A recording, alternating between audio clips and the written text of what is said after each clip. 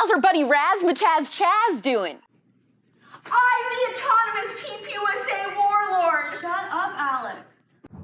Dave Chappelle came after Candace Owens last night. Justin Bieber is getting receipts pulled on him for not being as supportive of Black lives as much as he says he is. Celebs made another woke PSA and our first ever Fox News behind-the-scenes ConservaTEA that will clear your skin and water your crops, honey. I'm AlexClark, and this is POPlitics.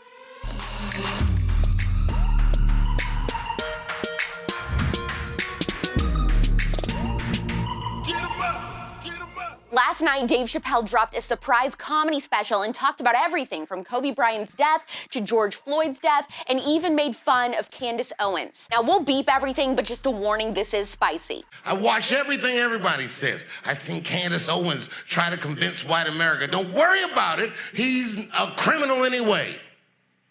I don't give a what this did. I don't care what this did. I don't care if he personally kicked Candace Owens in her stinky I don't know if it stinks, but I imagine it does. And if I ever find out, I'll let you know for sure. Candace responded exactly how I figured she would. She said, to all the leftists tweeting me the clip of Dave Chappelle insulting me, I'm not a leftist. I have a sense of humor, and I think comedians should make fun of people. Dave Chappelle is one of the greatest comedians of all time, and I made it into one of his specials. That's power. We've arrived too suddenly into a culture where people can't laugh at themselves or want to restrain comedians. I will never be a part of that culture. Then she tagged Dave and said, you are a legend, and I'd love to meet you and challenge you to say any of that to my face. Crying, laughing, all love. Game, set, match. Candace nailed this response. See, the mouth breathers of the left were waiting on pins and needles for her to lash out and freak out, but she couldn't have cared less, and that is why Candace Owens is a freaking queen genius. I love you.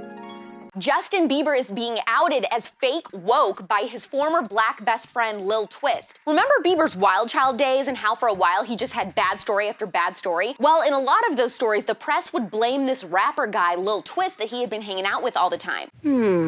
Interesting. Well, Lil Twist is not messing around these days and straight up called out Justin Bieber in an interview and said that Justin's on all this Black Lives Matter stuff right now, but just a few years ago, he had his team manipulate Lil Twist into being the scapegoat for all his psychotic behavior so that it would be Lil Twist getting heat for it and not him. Oh my gosh, oh my gosh, oh my gosh, oh my gosh. Now everybody's ganging up against me. For what? What the did I do? He was like, so I got a call one day saying, Twist, do you really love this kid? I said, yes. They said, cool. If you love him, then you can take the heat for him because you can come off a little weed charge. You're associated with Lil Wayne. You're a rapper. What did you say? A little refresher, Twist was involved in 2 separate arrests in 2013 while driving Bieber's cars, and also in 2013, TMZ reported that Twist threw a marijuana-filled party at Bieber's mansion while Bieber was allegedly in Europe. Because nobody admits anything they've done!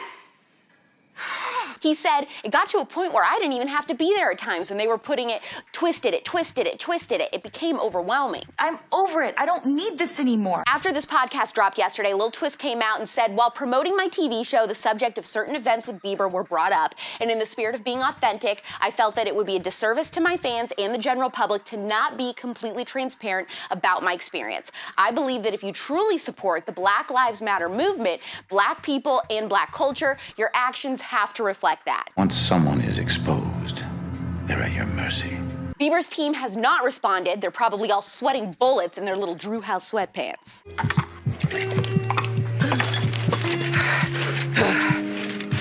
We got the Imagine PSA Part 2 yesterday. Every single time they do this crap, they get made fun of, and everyone hates it because no one cares. Yet, do they keep doing it? Of course they do. Their addiction and dependency to attention is like a drug. Without their movies and TV studios, these celebrities are going through withdrawal being out of the spotlight, and without the fame and attention, they're withering away like the rose on Beauty and the Beast. Help me!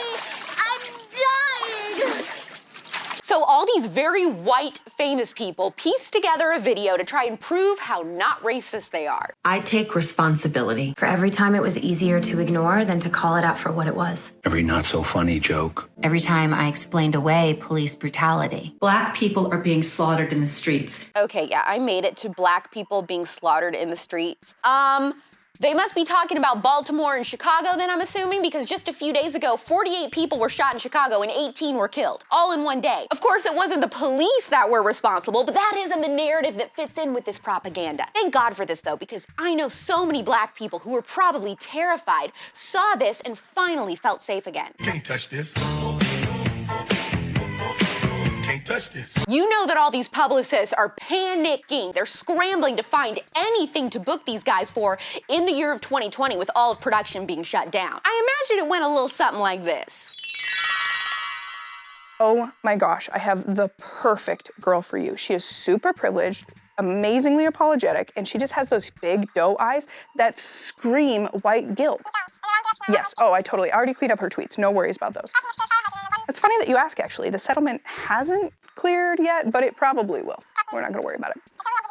Oh my gosh, are you serious? Perfect. Oh, we're so excited. Okay, talk to you soon. Bye. Hey, oh my gosh, you will not believe what I just booked for you. You will totally be a hero. You'll be so not racist that it's almost racist.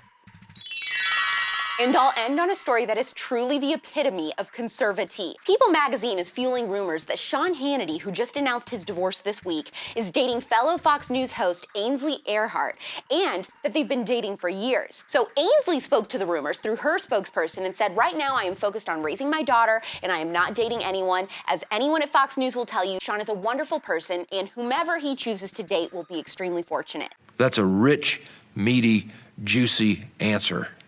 Thank you. Here for this drums. And Hannity gave his own statement through his spokesperson and said, "I do not discuss my personal life in public." I'll take that into consideration. Short, sweet, and keeps us wanting more. I like it. I have no idea if they're dating or not. If they are, cute. They are both single. Sean's been sporting little zip-up hoodie jackets a lot lately. He wore one to speak at SAS last year, and I literally told my friends, okay, this is a man in a relaxed bachelor state. I mean, a zip-up hoodie is the uniform of Netflix and chill. Are you placing judgment on my life choices? You can not like it, but you know I'm right. But I would like to end this conversation with the mother of all truth bombs, that Tucker Carlson is the daddy of Fox News. I don't make the rules, but I do like to enforce them, and we stand a frat star king in this house.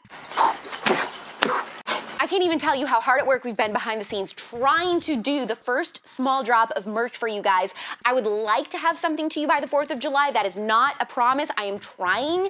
But even if we don't get it to you by the 4th of July, I do need to see what sizes you would all be. So please tell me in the comments what size you would be in just a unisex t-shirt or a hoodie. Make sure you subscribe to us on all podcast formats, Apple, Spotify, iHeart, all of it. Blah. Leave us a 5-star review. Don't forget, like this episode below. Leave us a comment about your size. Share it to your stories. We're back Monday at 4 p.m. Eastern, 1 p.m. Pacific. It's pop culture without the propaganda every single day. I'm AlexClark, and this is POPlitics. Please subscribe, thumbs up, share this video, and ring the bell for notifications so you never miss the ConservaTEA. And make sure you're following this show at POPlitics on Instagram for even more CUTEservative content. Click below to watch yesterday's episode.